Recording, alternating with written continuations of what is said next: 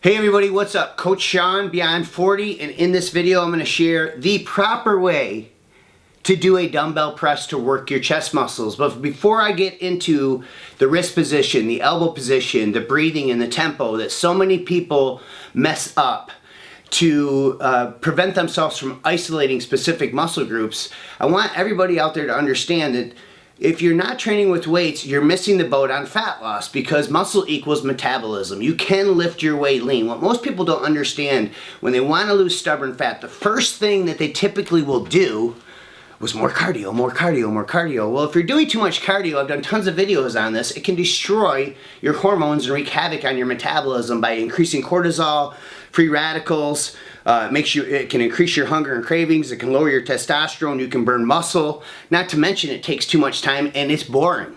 So instead you need to lift weights, because after a cardio session, if you went and ran 7 miles right now, when you're done, 60 minutes later your metabolism is back to baseline or normal. But when you're done weight training intensely with the rep ranges, the rest periods, and the instructions that I'm going to provide in this video, your metabolism will be elevated for up to 48 hours after the workout. Not only that, if you're a pear or an apple-shaped body, and all you do is cardio and eat right, you just become that smaller pear apple. But when you lift weights, you change your metabolism permanently because you gain lean muscle tissue. So when you do burn off the goo, you have something lean, toned, and sculpted to show for it. Now, I'm not saying don't do cardio. I'm just telling you it's not the solution to your fat loss goals, and that lifting weights, especially after 40, is one of the most powerful things you can do to stay lean and healthy. So do a combination of both. So let's talk about what people mess up on the dumbbell press.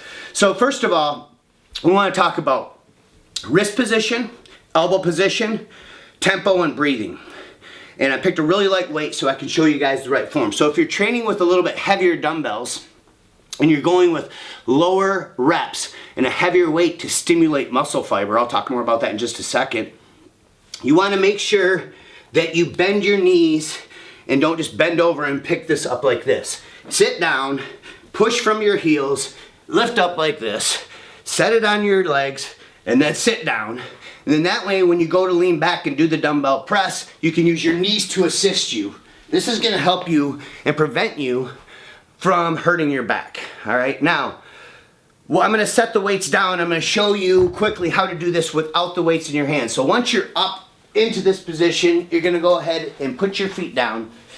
And you want to make sure that you have a slight arch in your back, okay, at all times, because this is just going to help you support the weight that you're holding. Now, you'll notice that a lot of people, when they do dumbbell presses, they'll either bring their elbows down or maybe they'll have them too far out. You want a 90-degree angle, okay?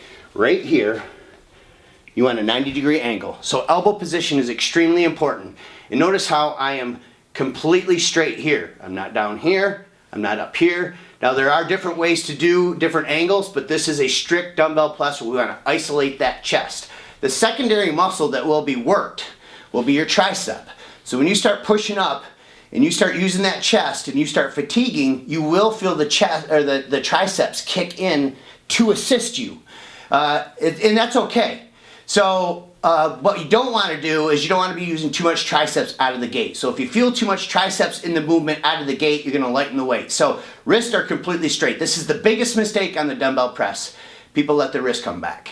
And you're immediately putting your forearm and more of your tricep into the movement. Now you're preventing yourself from isolating that chest muscle. So the wrists have to be straight, elbows locked in, 90-degree angle. You're going to exhale up to the count of 2 or 3, and then you're going to inhale down twice as slow to the count of 4 or 5.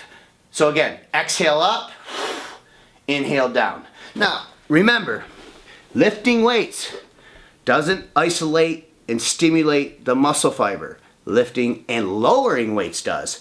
And so the reason that you want to lower the weight twice as slow as you lift it, because the eccentric portion of the movement, or the negative portion of the movement, has been shown to stimulate more muscle fiber than the positive portion, or the concentric. I preach this all the time in my videos. So let's do a quick set.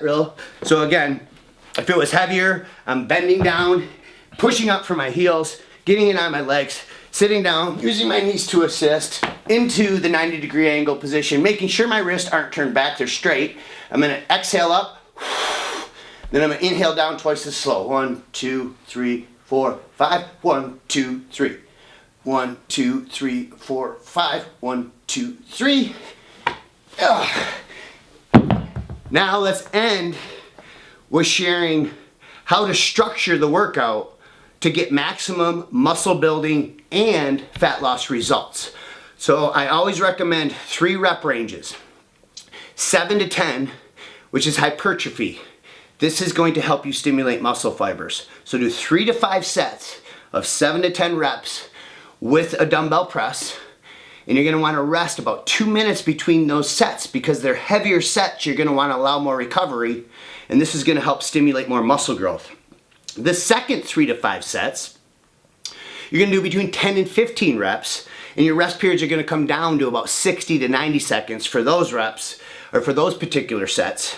And now you're working a completely different rep range, and now you're bringing in both the fast twitch and the slow twitch muscle fibers. Now the third 3 to 5 final sets, you would want to go ahead and go 15 to 20 reps.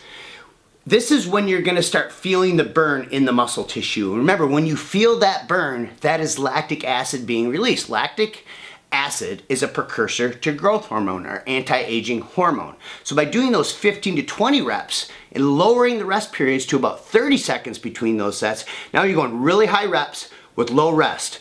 So not only are you stimulating a ton of growth hormone, you're pushing your heart rate through the roof. So as you progress through this workout and you go heavier to lighter and your rest periods go longer to shorter, your calorie burn and your heart rate is gradually increasing throughout. Now you have the best of both worlds where you can build muscle and burn fat at the same time. So I hope you got something out of this video. Give it a shot today. Come back, let me know how you like it. Drop a comment if you have questions. Hit the like button if you got something out of this. And as always, time is our most precious commodity. I'm always grateful when people take time to watch my videos. So thanks for watching, and God bless.